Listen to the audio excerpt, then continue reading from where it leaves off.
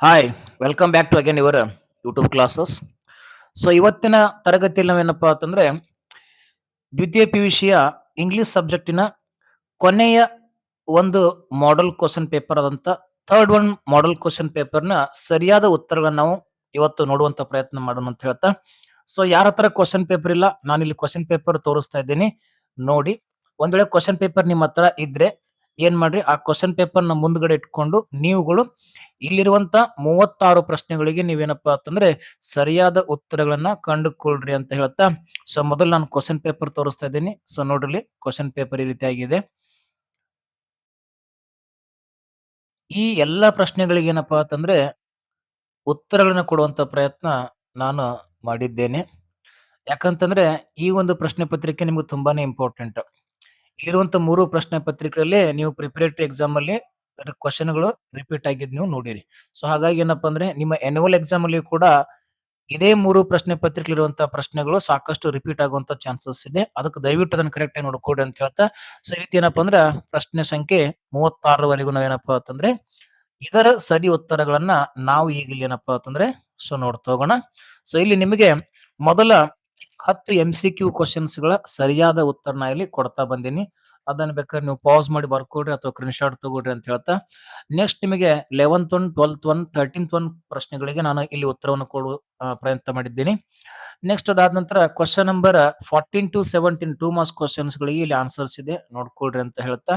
So next ಏನಪ್ಪಾ ಅಂತಂದ್ರೆ ಪ್ರಶ್ನೆ ಸಂಖ್ಯೆ ಮೇನ್ 3 ಅಲ್ಲಿ 18, 19, 20 3 ಅಂಕದ ಪ್ರಶ್ನೆಗಳು ನೀವು 4 ಬರಿಬೇಕಾಗಿರ್ತೈತಿ. ಇಲ್ಲಿ 3 ಪ್ರಶ್ನೆಗೆ ಉತ್ತರವನ್ನು ಕೊಟ್ಟಿದ್ದೀನಿ.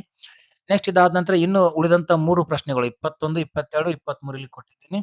ಅದಾದ ನಂತರ ಕ್ವಶನ್ ನಂಬರ್ ಮೇನ್ 4ರಲ್ಲಿ ನಿಮಗೆ 4 ಮಾರ್ಕ್ಸ್ ಕ್ವಶನ್ಸ್ ಕೊಟ್ಟಿರ್ತಾರೆ 6, ಅದರಲ್ಲಿ 3 ಬರಿಬೇಕು. ಇಲ್ಲಿ 2 ಪ್ರಶ್ನೆಗಳಿಗೆ ಉತ್ತರವಿದೆ. ನೆಕ್ಸ್ಟ್ ಇದಾದ ನಂತರ ಇಲ್ಲಿ 2 ಪ್ರಶ್ನೆಗಳಿಗೆ ಉತ್ತರವನ್ನ ನೋಡ್ತಾ ಇದ್ದೀರಿ. ಅದಾದ ನಂತರ ಕೊನೆಯ 2 ಪ್ರಶ್ನೆಗಳಿಗೆ ನಾವಿಲ್ಲಿ ಉತ್ತರವನ್ನ ನೋಡ್ತಾ ಇದ್ದೇವೆ. ಸರಿಯಾಗಿ ನೀವು ಅದನ್ನ ಪ್ರಾಕ್ಟೀಸ್ ಮಾಡ್ರಿ ಅಂತ ಹೇಳ್ತಾ. ನೆಕ್ಸ್ಟ್ ಪ್ರಶ್ನೆ ಸಂಖ್ಯೆ 30. ಇದಕ್ಕೆ ನನ್ನ ಯೂಟ್ಯೂಬ್ ಅಲ್ಲಿ ಸಾಕಷ್ಟು ಕ್ಲಾಸಸ್‌ಗಳು ಇವೆ ನಿಮಗೆ. ಸಾರಿ ಇದಕ್ಕಲ್ಲ, ನೆಕ್ಸ್ಟ್ ಹೇಳ್ತೀನಿ. ಪ್ಯಾಸೇಜ್ ಮೇಲೆ ಪ್ರಶ್ನೆ ಇದೆ. ಸೊ ಪ್ಯಾಸೇಜ್ ಮೇಲೆ ನಿಮಗೆ ಕೊಟ್ಟಂತ 9 ಪ್ರಶ್ನೆಗಳಲ್ಲಿ ಇಲ್ಲಿ 5 ಪ್ರಶ್ನೆಗಳಿಗೆ ಉತ್ತರ ಇದೆ. ಇಲ್ಲಿ 4 ಪ್ರಶ್ನೆಗಳು. ನೆಕ್ಸ್ಟ್ ಅದೇ ಒಂದು ಬಿ 31 ಬಿ ಅಲ್ಲಿ ಪೋಯಮ್‌ಗೆ ಕೊಟ್ಟಿರುವಂತ ಪ್ರಶ್ನೆಗಳಿಗೆ 5 ಪ್ರಶ್ನೆಗಳಿಗೆ ಉತ್ತರ. ಮತ್ತೆ ಇಲ್ಲಿ 4 ಪ್ರಶ್ನೆಗಳಿದೆ. ಸೊ ಇಲ್ಲಿ 31ನೇ ಪ್ರಶ್ನೆಗೆ ಇಲ್ಲೇನ ಕ್ವೆಶ್ಚನ್ ಟ್ಯಾಗ್ ಆಗ್ಲಿ, ಆಮೇಲೆ ನಿಮಗೆ ಪ್ರೆಪೋಸಿಷನ್ಸ್ ಕ್ಲಾಸಸ್‌ಗಳಾಗ್ಲಿ, ಹೌದಾ? ಇದಕ್ಕ ನಾನು ಕ್ಲಾಸಸ್ ಮಾಡಿದ್ದೀನಿ ಆಲ್ರೆಡಿ. ಅದಕ್ಕೆ ಸರಿಯಾಗಿ ಕ್ಲಾಸಸ್‌ಗಳನ್ನ ನೋಡ್ಕೊಳ್ರಿ ಅಂತ ಹೇಳ್ತಾ. ನೆಕ್ಸ್ಟ್ ಇಲ್ಲಿ ಅದೇ 31ನೇ ಪ್ರಶ್ನೆಯಲ್ಲಿ ಬಿ ಲಿಂಕರ್ಸ್‌ಗಳನ್ನ ಕೊಡ್ತಾ ಇದ್ದಾರೆ. ಸೊ ಈ ಟಾಪಿಕ್ ಮೇಲೆ ನಾನು ಅಪ್‌ಕಮಿಂಗ್ ಎಕ್ಸಾಮ್ ನಿಯರ್ ಇರೋದ್ರಾಗ ನಿಮ್ಗೆ ಕ್ಲಾಸಸ್ ಕೊಡ್ಬೇಕಂತ ನಾನು ಮಾಡ್ತಾ ಇದ್ದೀನಿ. ಸಾಧ್ಯ ಆದ್ರೆ ಕೊಡ್ತೀನಿ.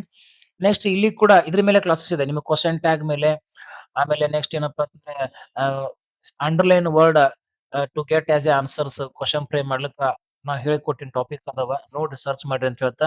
ಈ 32ರ ಬಿ ಅಲ್ಲಿ ಕೂಡ ನಿಮಗೆ ಆರ್ಟಿಕಲ್ಸ್ ಮೇಲೆ ಆಗ್ಲಿ ಅಥವಾ ಸಬ್ಜೆಕ್ಟ್ ವರ್ಬ್ ಅಗ್ರಿಮೆಂಟ್ ಆಗ್ಲಿ ನನ್ ಟಾಪಿಕ್ ಅಲ್ಲಿ ನಾನು ಈ ಟಾಪಿಕ್ ಮೇಲೆ ಕ್ಲಾಸಸ್ ಮಾಡಿದ್ದೀನಿ. ಅದಾವ್ ನೋಡ್ರಿ ಅಂತ ಹೇಳ್ತಾ.